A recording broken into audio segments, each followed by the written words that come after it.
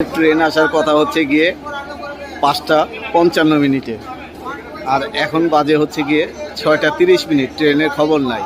আমি খুবই ক্লান্ত হয়ে গেছে, এমনিই তো অসুস্থ, তারপরেও এই ট্রেনের আর গরমের ইয়েতে। আর আলবিও একদম এই যে 2টা লাকেজ নিয়ে আলবি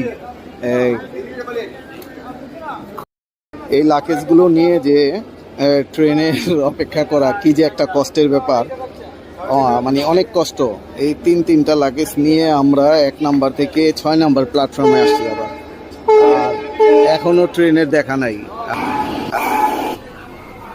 সেই দীর্ঘ 1 ঘন্টা পরে সেই কাঙ্ক্ষিত ট্রেনের দেখা। কি যে একটা অশান্তিতে ছিলাম এই সাঁতরাগাছি রেল স্টেশনে, আসলে ভাষায় প্রকাশ করার মতো না।